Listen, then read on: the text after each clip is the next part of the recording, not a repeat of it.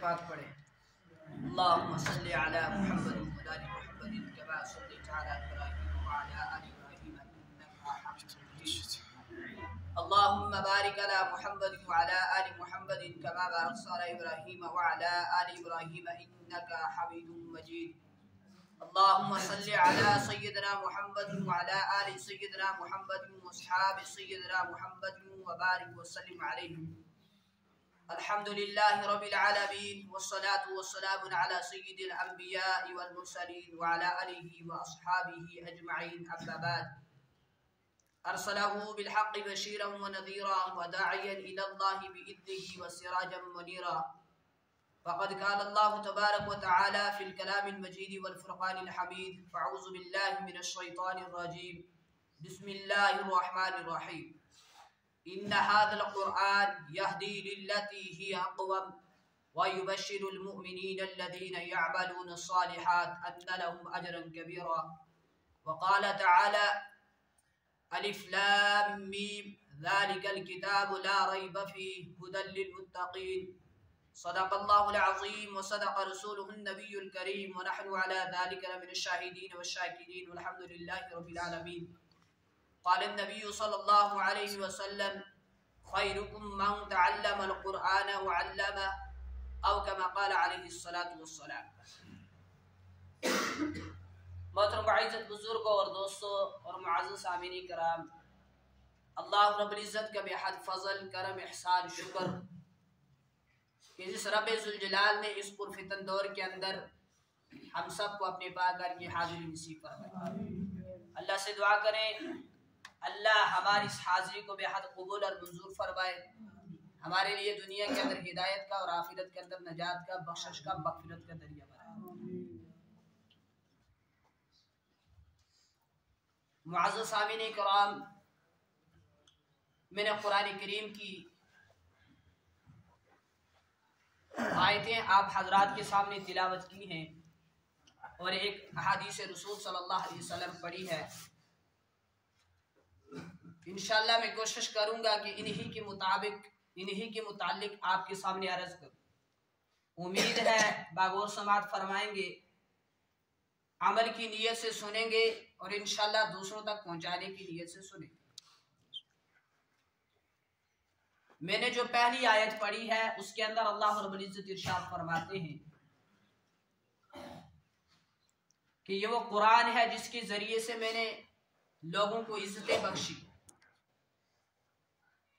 اقوام کہا جاتا ہے بنیاد پر کھڑا کرنے کو۔ تو آئیے ہم سب سے پہلے دیکھتے ہیں کہ جو حضرات صحابہ کرام رضوان اللہ تعالی علیہ اجمعین تھے، جو اولین مخاطب ہیں قرآن کریم کے، تو قرآن کریم نے ان کو کیسے اونچا کیا، کیسے بلند کیا۔ جیسے قرآن کریم کے اندر بہت ساری آیات ہیں جن آیات کے اندر حضرات صحابہ کرام رضوان اللہ تعالی علیہ اجمعین کی شان بیان کی گئی ہے۔ جیسے اولئک کتب فی قلوبہم الایمان، ایمان ان کے دلوں میں ایسے بس چکا تھا، ایسے گر کر چکا تھا کہ ان کی چمڑی ادھیڑ دی گئی، انہوں نے محمد صلی اللہ علیہ وسلم کا قرآن نہیں چھوڑا۔ میں کچھ آیات آپ کے سامنے تلاوت کرتا ہوں قرآن کریم کی۔ اولئک هم الراشدون، سارے صحابہ ہدایت والے۔ اولئک هم المؤمنون حقا، سارے صحابہ پکے اور سچے ایمان والے۔ یبشرهم ربهم، اللہ رب العزت ان کو جنت کی خوشخبریاں دیتے ہیں۔ والسابقون الاولون من المہاجرین والانصار، صحابہ مہاجر ہوں یا انصار ہوں، رضی اللہ عنہم ورضوا عنہ، اللہ فرماتے ہیں میں ان سے راضی وہ مجھ سے راضی۔ قرآن بلند کرتا ہے۔ ہم دیکھیں حضرت بلال، کون بلال؟ جو غلام ہوا کرتے تھے۔ کون بلال؟ جو نوکر ہوا کرتے تھے۔ کون بلال؟ حبش کا بسنے والا بلال۔ کون بلال؟ کالے رنگ والا بلال۔ لیکن قرآن نے اس کو کیسا بلند کیا کہ بلال رضی اللہ تعالیٰ عنہ حضرت عمر فاروق رضی اللہ تعالیٰ عنہ کے پاس آتے ہیں، عمر کھڑے ہو جاتے ہیں اور فرماتے ہیں ہائے میرا سردار بلال آیا ہے، ہائے میرا سردار بلال آیا ہے۔ اب غلام سردار کیسے بنا، اس کے اوپر ہم نے غور کرنا ہے۔ بلال رضی اللہ تعالیٰ عنہ تو غلام ہوا کرتے تھے، یہ سردار کیسے بنے؟ تو ہم قرآن سے پوچھتے ہیں سردار کیسے بنے، تو قرآن کہتا ہے ان ھذا القرآن یہدی للتی ہی اقوم، میں نے اس قرآن کے ذریعے سے، اس قرآن کی بدولت بہت سارے لوگوں کو عزتیں بخشی ہیں۔ جب مکہ فتح ہوا تو سارے کفار مکہ جو تھے ان کی نظریں جھکی ہوئی ہیں، گردنیں جھکی ہوئی ہیں، وہ سارے یہی سوچ رہے ہیں کہ آج نبی علیہ السلام نے ہم سے بدلہ لینا ہے، لیکن قربان جائے ان کی اخلاقی مثال پیش ہی کوئی نہیں کر سکتا، انہوں نے سب کو معاف کیا۔ اسی موقع پر حضرت سیدنا بلال حبشی رضی اللہ تعالیٰ عنہ سے نبی علیہ السلام نے فرمایا بلال کعبہ کی چھت پر چڑھ جاؤ۔ بلال کعبہ کی چھت پر چڑھنے لگے، جوتا اتارنے لگے۔ ظاہر سی بات ابھی مسجد کے اندر کوئی داخل ہوگا تو اس کی نظروں کے اندر اس کی عظمت ہوگی، اس کی اہمیت ہوگی کہ یہ اللہ کا گھر ہے، میں جوتا پہن کر یہاں نہیں جاؤں گا، تو وہ جوتا اتارے گا۔ بلال رضی اللہ تعالیٰ عنہ کعبہ کی چھت پر چڑھنے لگے۔ کعبہ کا کیا مقام ہے، کیا بلندیوں والا کعبہ ہے، تو بلال کعبہ کی چھت پر چڑھنے لگے، جوتا اتارنے لگے۔ نبی علیہ السلام نے فرمایا بلال جوتا نہ اتارو، جوتے سمیت چڑھ جاؤ، جوتا پہن کر کعبہ کی چھت پر چڑھ جاؤ تاکہ کفار مکہ کو پتہ چل جائے جو محمد صلی اللہ علیہ وسلم کے دین کو اپناتا ہے، جو اللہ کے قرآن کو سینے سے لگاتا ہے، اس کا مقام کعبے سے بھی زیادہ بلند ہو جاتا ہے۔ ان ھذا القرآن یہدی للتی ہی اقوم، اس قرآن کے ذریعے سے اللہ نے بہت ساروں کی عزتیں بخشی ہیں۔ اس قرآن کے ذریعے سے، اس قرآن کی وجہ سے 1,44,000 صحابہ کرام کو جنت ملی۔ اس قرآن کی وجہ سے امام ابو حنیفہ رحمۃ اللہ علیہ کو فقاہت ملی۔ اس قرآن کی وجہ سے امام احمد بن امام مالک رحمۃ اللہ علیہ کو فتویٰ ملا۔ اس قرآن کی وجہ سے امام غزالی رحمۃ اللہ علیہ کو استقامت ملی، اور اس قرآن کی وجہ سے عالموں کو علم ملا۔ اس قرآن کی وجہ سے خطیبوں کو خطابت ملی۔ اس قرآن کی وجہ سے اس کا پڑھنے والا قاری کہلایا۔ اس قرآن کی وجہ سے اس کو زبانی یاد کرنے والا حافظ کہلایا۔ اس قرآن کی وجہ سے جس نے اس کو سمجھ کر پڑھا وہ عالم دین کہلایا۔ اسی قرآن کی وجہ سے جس نے اس کے معنوں کے اوپر غور و فکر کی وہ مفتی کہلایا۔ اور اسی قرآن کی وجہ سے انسانیت بلند ترین ہوئی۔ آپ دیکھیں جب قرآن نہیں آیا تھا، اسلام نہیں آیا ہوتا، عرب کے اندر کیسی جہالت تھی۔ مجھے لگتا ہے ایسی جہالت آج امریکہ کے اندر نہیں ہے جیسی جہالت اس وقت عرب کے اندر ہوا کرتی تھی۔ کیا جہالت تھی بزرگوں، آپ کو اس بات کے بارے میں بتا دینا چاہتا ہوں، وہاں جب بچہ پیدا ہوتا تھا تو بچے کے حلق کے اندر سب سے پہلے پتہ ہے کس کا گونٹ جاتا تھا؟ شراب کا۔ بچے کے پیٹ کے اندر سب سے پہلے گونٹ جاتا تھا شراب کا۔ بچے کے حلق سے سب سے پہلے کس کا گونٹ جاتا تھا؟ شراب کا گونٹ جاتا تھا۔ بچے کو سب سے پہلے شراب پلائی جاتی۔ وہ قوم کون سی تھی جن کو بکریاں چرانی نہیں آتی، جن کو اونٹ چرانے نہیں آتے تھے، جن کے لیے کوئی تمدن نہیں تھا، کوئی سوسائٹی نہیں تھی، کوئی کلچر نہیں تھا، کوئی تہذیب نہیں تھی، لیکن وہ قوم کون سی تھی؟ وہ قوم بتوں کو اپنے ہاتھوں سے بنانے کے بعد اس کی پوجا کرنے والی تھی۔ وہ قوم کون سی تھی؟ جسے بکریاں تک چرانی نہیں آتی، لیکن اسی قوم نے جب قرآن کو سینے سے لگایا تو حبش کا رہنے والا بلال تھا، وہ مقام پا گیا۔ بلال مکہ کی گلیوں کے اندر چلتا تھا، اس کے پاؤں کی آہٹ جنت کے اندر سنائی دیتی تھی۔ یہی معنی ہے ان ھذا القرآن یہدی للتی ہی اقوم۔ اللہ کے نبی صلی اللہ علیہ وسلم نے ایک لشکر تیار کیا جس کے اندر تعداد ہے 18,000 کی۔ ان کی زندگی کا یہ آخری لشکر تھا۔ آگے جا کر 30,000 تک بنے، باقی فوجیں بھی آئی۔ खैर नबी अलैहिस्सलाम बीमार हैं। हजरत अली रजी अल्लाह ताला अन्हु और हजरत अब्बास रजी अल्लाह ताला अन्हु के कांधों के ऊपर हाथ रखकर मस्जिद नबवी के अंदर तशरीफ लाए, खुतबा दिया, फरमाया कि अफ्रीका के जो लोग थे ईसाई जो हैं उन्होंने मुल्क शाम के ऊपर हमला करने का प्रोग्राम बनाया है, इसलिए अभी से लश्कर तैयार करो। लश्कर तैयार हुआ। उस लश्कर का सिपा सालार पता है किसको बनाया नबी अलैहिस्सलाम ने? एक गुलाम हजरत ज़ैद बिन हारिस के बेटे ज़ैद अस्मा बिन ज़ैद को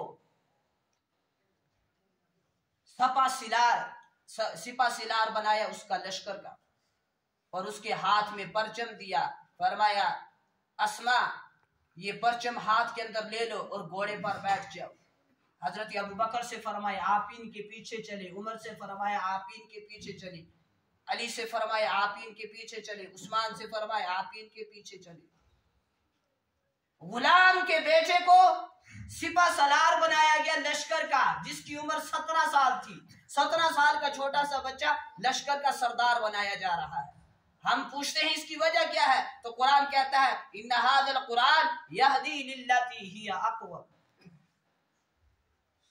खैर ये काफिला मदीना से 3 मील के दूर पर फासले पर पहुंचा था। नबी अलैहिस्सलाम ज्यादा बीमार हुए। हजरत अब्बास हजरत अली वापस आ गए, हजरत अबू बकर वापस आए, उमर वापस आए, खैर सहाबा वापस आ गए, तो वो लश्कर वहीं पर रुक गया। नबी अलैहिस्सलाम की तदफीन के बाद हजरत अबू बकर ने मस्जिद नबवी के अंदर ऐलान किया, जिस काफिले को नबी अलैहिस्सलाम ने रवाना किया है अबू बकर उस काफिले को रुकने नहीं देगा, वो काफिला चलेगा। ये थी मोहब्बत, ये था इश्क, ये था ईमान। तो ईमान कहाँ से आया? कुरान कहता है इन्ना हाज़िल कुरान यहदी लिल्लती हिया अक़वम। जब अहले मक्का ने अल्लाह की इस किताब को कलामुल्लाह होने का एजाज नहीं दिया, मौजज़ा होने का इनकार किया, तो अल्लाह रब्बुल इज्जत ने 3 चैलेंज पेश किए। वो ये चैलेंज कोई आम पेश नहीं कर रहा, ये अल्लाह पेश कर रहे हैं, सारी कायनात का खालिक और मालिक। पहला चैलेंज कुल ला इन इज्तमअतिल इंसु वल जिन्न अला अन यअतू बिमिस्लि हाज़िल कुरआन।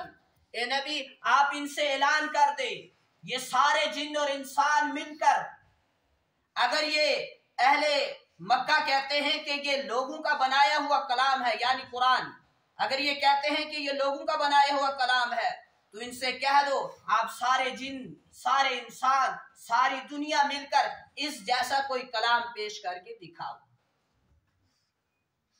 एक तवील अरसे तक किसी ने जवाब न दिया। हमारा दावा है, बल्कि मेरा दावा है, सारी दुनिया एक तरफ, सारी कायनात एक तरफ, और कुरान करीम की एक छोटी सी आयत एक तरफ। तवील अरसे तक जब इसका जवाब ना दे सकी दुनिया, सारे जिन्नात इंसानात इसका जवाब ना पेश कर सके, तो अल्लाह ने दूसरा चैलेंज पेश किया, फातू बिअशरि सुवरिन मिस्ली। अगर पूरा कलाम नहीं ला सकते तो इसकी 10 सूरतें जैसी 10 सूरतें लाकर बताओ, 10 सूरतें पेश करो। एक और लंबे अरसे तक दूसरे चैलेंज का भी जवाब दुनिया ना दे सकी। अल्लाह ने तीसरा चैलेंज पेश किया, फातू बिसूरतिन मिन मिस्ली, एक इसकी मिसल इन्ना अतैना कल कौसर जैसी सूरत पेश करके बताओ, जो सबसे छोटी सूरत है कुरान करीम के अंदर। 3 ही आयत है, इन्ना अतैना कल कौसर फसल्लि लिरब्बिका वनहर इन्ना शानियका हुवल अब्तर। पूरा कलाम नहीं पेश कर सकते, 10 सूरतें भी नहीं पेश की, अब 3 आयत जैसी कोई सूरत पेश करके बताओ। और अल्लाह के नबी अलैहिस्सलाम को अल्लाह ने हुक्म दिया, आप इस सूरत को लिखकर काबा के ऊपर क्या करें, लटका दें और लिख दें कि इस जैसी कोई सूरत पेश करके बताओ। 3 साल तक वो सूरत वहां लटकती रही, दुनिया की मजाल नहीं हो सकी, मजाल नहीं हो सकी कि वो इन 3 आयत जैसी कोई सूरत पेश करके बताए। एक शख्स था जो तस्वीरें बनाया करता था, बड़ी अच्छी तस्वीरें, नक्शे, जो भी बनाता था उसको चौक के अंदर लटका देता था। उसके एक शागिर्द ने तस्वीर बनाई और तस्वीर बनाने के बाद चौक के अंदर लटका देता था और वहां लिख देता था कि इस तस्वीर के अंदर कोई गलतियां निकाल के बताओ। जब सुबह होती लोग आते, एक कहता है इसकी नाक टेढ़ी है, एक कहता है इसकी आंख ठीक नहीं, एक कहता है इसका कान ठीक नहीं है, कोई कहता है इसकी हाथ ठीक नहीं। ये बातें करने वाले लोग हर जमाने के अंदर मौजूद हुआ करते हैं, जिनको तनकीद ही करना आती है, जिनको दूसरों के ऊपर नुक्ताचीनी ही करना आती है, जो दूसरों के ऊपर उंगली ही उठाना जानते हैं, वो खुद अपने से बेखबर हो जाते हैं कि हमारे सामने जर्रा भी नजर आ जाता है, पीछे हिमालय पहाड़ भी हो तो नजर नहीं आता। वो अपनी खामियों से बेखबर हो जाते हैं, दूसरों के ऊपर उंगलियां उठाते हैं। खैर, जब वो तस्वीर बनाकर लटका देता तो सुबह को लोग आते, 100 गलतियां निकाल कर चले जाते। इसने अपने उस्ताद से कहा कि इसका कोई हल बताएं, मैंने इतनी अच्छी तस्वीर बनाई थी फिर भी लोगों ने 100 गलतियां निकाली। उसने कहा इसका हल मैं बताऊंगा। इसका हल तो ये है कि आप तस्वीर बनाओ, उसके बाद उसको चौक के अंदर लटकाओ और उसके साथ लिख दो कि इस तस्वीर जैसी कोई तस्वीर बनाकर पेश करे। तनकीद करना तो आसान बात है ना, बातें करना तो आसान बात है ना, उंगली उठाना तो आसान बात है ना, आसान बात है।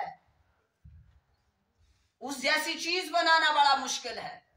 उसने वही तस्वीर बनाई, बनाने के बाद उसके ऊपर लिख दिया कि इस जैसी कोई तस्वीर बनाकर पेश करे। जिंदगियां गुजर गई, वैसी तस्वीर किसी ने बनाकर पेश न कर सके। बुजुर्गों, दुनिया के अंदर बहुत सारी किताबें ऐसी हैं जिसको आप एक बार पढ़ोगे, उसके बाद संभाल कर अलमारी के अंदर रख दोगे। दूसरी बात, आपको मन नहीं आएगा उस किताब को पढ़ने की। लेकिन कुरान एक ऐसी किताब है जिसको एक बार भी पढ़ोगे वही मजा, 2 बार भी, 3 बार भी, हत्ता कि जितनी मर्तबा पढ़ोगे वही मजा। मज़मून के अंदर कोई तब्दीली नहीं आएगी। जितना ज्यादा पढ़ते जाओगे इतना ज्यादा मजा आता जाएगा। और बुजुर्गों, दुनिया की कोई किताब पूरी की पूरी पढ़ ली जाए सवाब नहीं मिलता। कुरान करीम का एक हर्फ पढ़ो, अल्लाह रब्बुल इज्जत 30 नेकियां अता फरमाते हैं। अलिफ लाम मीम, ये एक हर्फ नहीं है, ये 3 हर्फ है। अलिफ से अल्लाह फरमा रहे हैं मैं भेज रहा हूँ, जिब्रील फरमा रहे हैं लाम से मैं ला रहा हूँ, और मीम से मोहम्मद सल्लल्लाहु अलैहि वसल्लम फरमा रहे हैं मेरे सीने के ऊपर नाजिल हो रहा है। तो जो शख्स अलिफ और लाम मीम, बाकी कुरान तो अभी छोड़ो, जो शख्स सिर्फ अलिफ और लाम और मीम पढ़ता है, 10 कितने हो गए?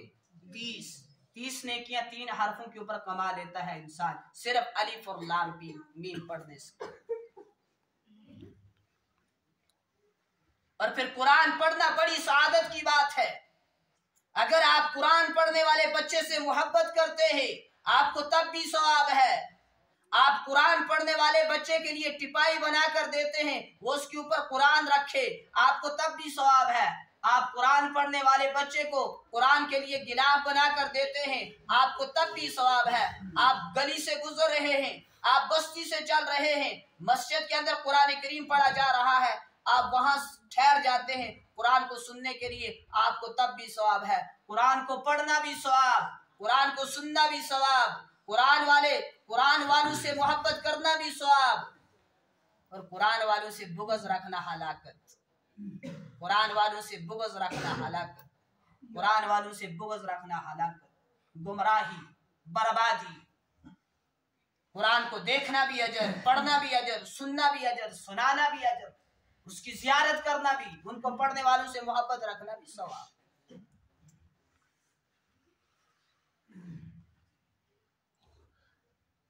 कुरान करीम क्या है?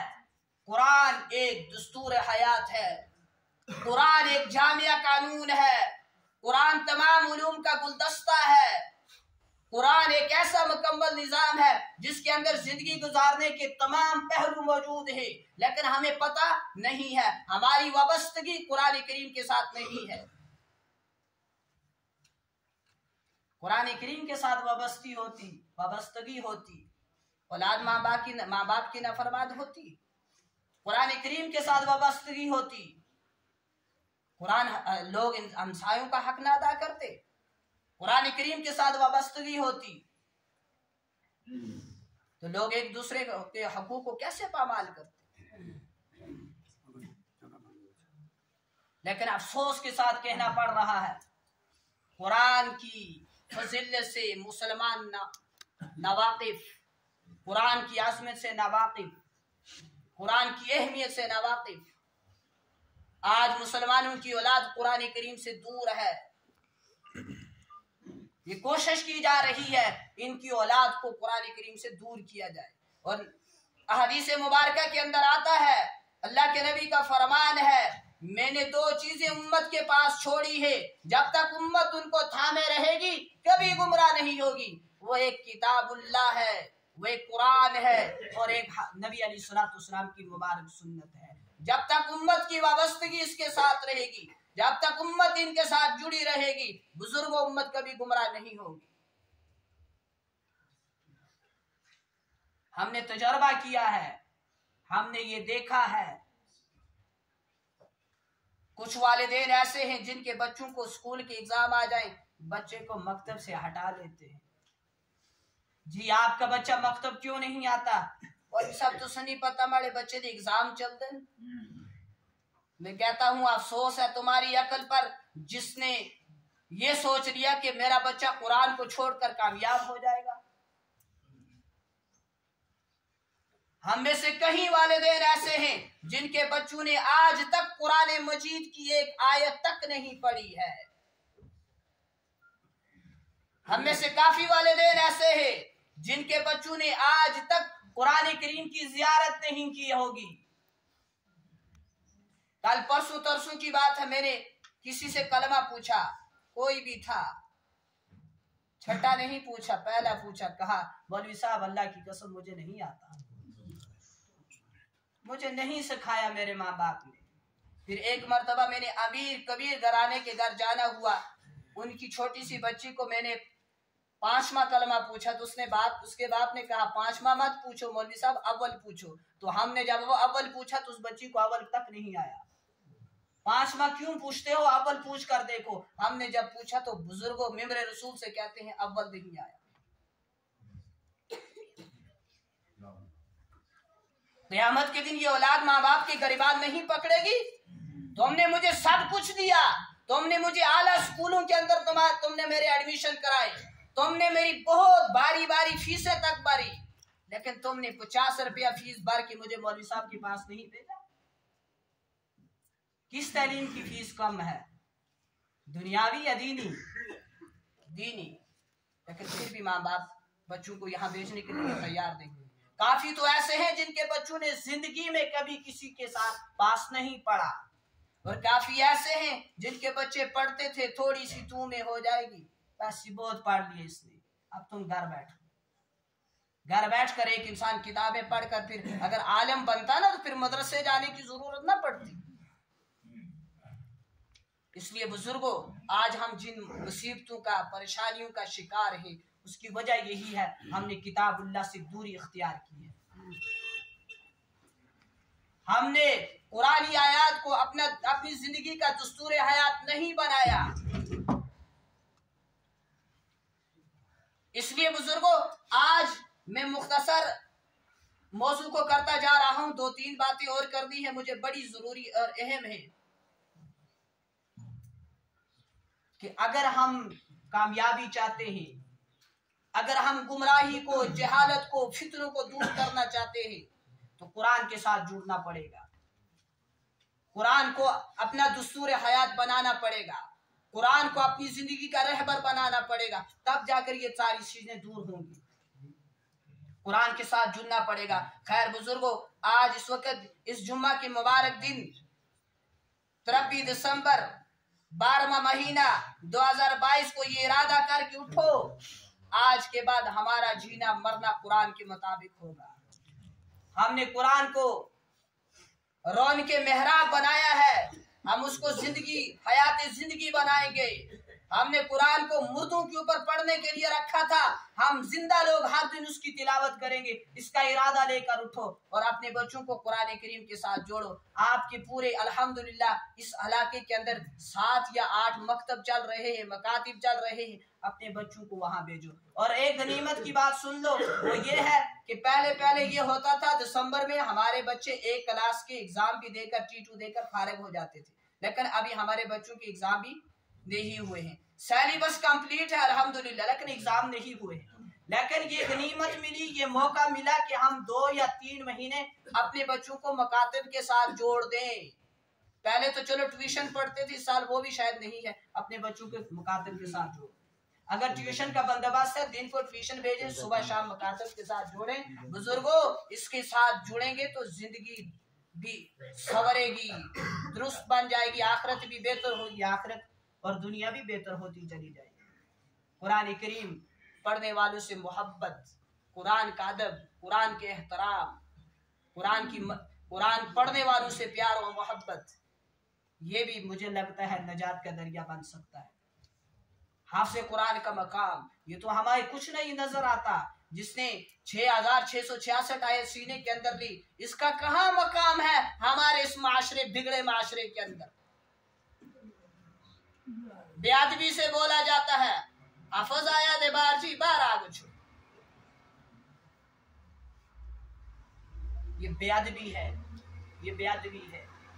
ان کا ادب کرو، ان کا احترام کرو، قرآن پڑھنے والوں سے محبت کرو، ان کے ساتھ جڑو۔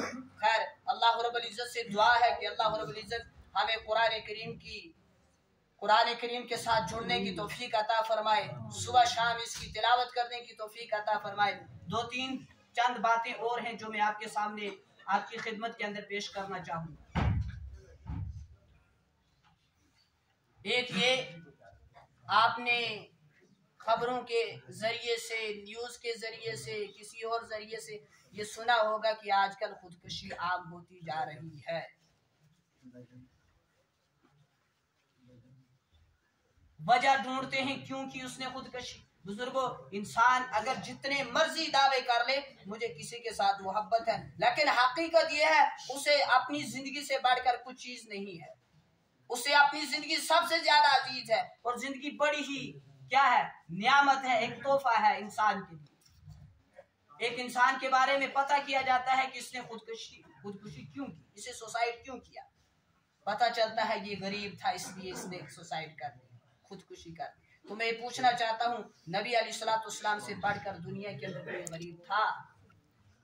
2 مہینے جن بیچاروں کے گھر کے اندر چولہے نہیں جلا کرتے تھے۔ بزرگوں، نبی علیہ السلام کی زندگی نے امت کو یہ درس دیا، یہ سبق دیا، تمہیں کچھ چیز میسر ہو جائے، مل جائے، اس کے اوپر اللہ کا شکر کرو، اور نہ ملے تو اس کے اوپر صبر کرو۔ نعمت مل جائے شکر گزار بندے بنو اللہ کے، نعمت نہ ملے تو اس کے اوپر صابر بندے بنو، صبر کرو۔ لیکن ہمارے پاس یہ جذبے نہیں ہے۔ ہمیں نعمت ملتی ہے، ہم کہتے ہیں جی میں اس قابل تھا، مجھے اس لیے نعمت ملی۔ مصیبت آ جائے تو صبر کرنے کا مادہ ہی ختم ہے، بیٹری ہی ڈیڈ ہے۔ اس لیے بزرگوں، انسان کی زندگی کے اندر کتنے ہی کٹھن حالات آ جائیں، کتنی ہی مشکلات آ جائیں، انسان کو صبر کرنا چاہیے۔